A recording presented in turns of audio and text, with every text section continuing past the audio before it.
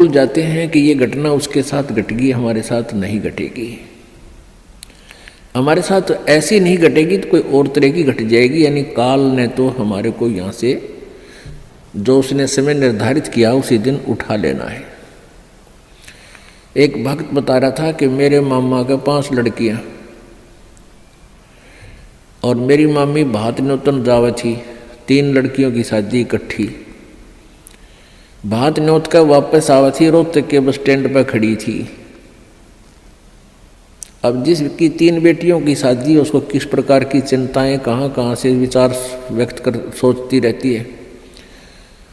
Bus stand पर खड़ी थी बस की इंतजार में, और एक बस बैक होकर अपने स्थान पर लगे थी, वह थोड़ी सी टेढ़ी होगी। पीछे एक पोल खड़े थे, पुराने बस स्टैंड की बात है।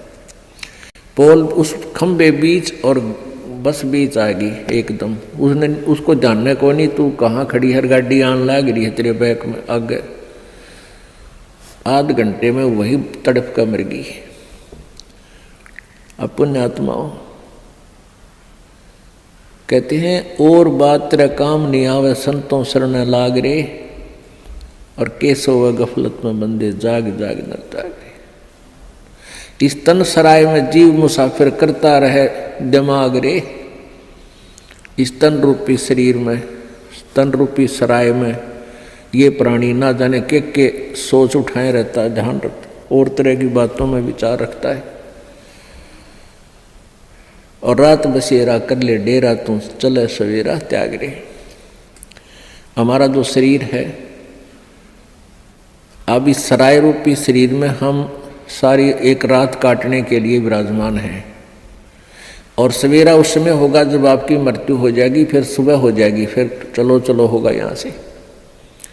तो इस पूरे जीवन को एक रात्रि बताया है और मृत्यु को आपकी सवेरा बताया है। इन सब बातों को याद करके आप जी ने परमात्मा में रुचि बढ़ानी है।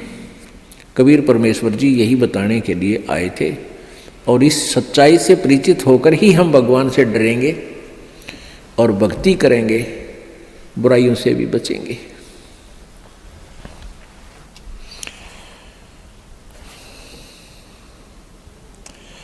कबीर कहाँ गर्बियो काल गह करके से, ना जाने कित मारसी के घर के परदेश। यानी अब तो घर में मारेगा ना, कि तो बाहर जा रहा होगा वहां मार देगा। कबीरा धंधा करते रहे बिन धंधे धन ना होए। परमात्मा कहते हैं कबीर धंधा करता रहे बिन धंधे धन नाही, और जो नर भूले ज्ञान मूल को ते धंधे ध्यावे नाही। परमात्मा कबीर परमेश्वर जी ये कह रहे हैं कि धंधा करना पड़ेगा, धंधे बिना इनकम नहीं हो सकती, काम तो करना ही पड़ेगा। पर उनको उल्हाना दे रहे हैं कि जो इस धंधे में भगवान ना बजते, काम करते करते मालिक को याद नहीं रखते, वो नर अपना मूल, उस मूल ज्ञान से परिचित नहीं है, वो अपना जीवन व्यर्थ कर रहे हैं। अब कोई कहता भी अभी समय नहीं है, भक्ति नहीं करते, कोई टेंशन होगी है। पुण्यात्माओं ये टेंशन तो बनी रहेंगी, क्योंकि काल का लोक ही ऐसा है। और इन सभी जो छोटी मोटी आपके साथ चल रही है, कोई परमात्मा के नाम लेते लेते भी आपके ऊपर कोई आपदाएं छोटी मोटी आ रही हैं, तो ये विचार करना कि यदि परमात्मा का सहारा ना होता, ये छोटी आपदाएं नहीं होती, ना जाने के कहर तोड़ देती आपके ऊपर। अब जैसे आप जी ने परमात्मा का, परमेश्वर कबीर जी का नाम ले रखा है, और फिर भी आप पर छोटी मोटी कोई आपदाएं आती हैं, आप ये सोच बैठते हो, कई बार मन इतना नालायक है, ये परमात्मा से दूर करने के लिए ना जाने कितनी स्कीमें तैयार करता है, अपने हिसाब से सोचता रहता है। क्या सोचते हैं कि मैंने पाठ भी करा दिया, मैंने 4-5 महीने नाम लिए भी हो गए हैं, और फिर भी मेरी भैंस मर गई। अब पुण्यात्माओं विचार करो, आप जी ने कुछ पुण्य किया, आप जी ने सतभक्ति की, जैसी आपने भक्ति की उसका सहयोग तो अवश्य ही मिला है आपको।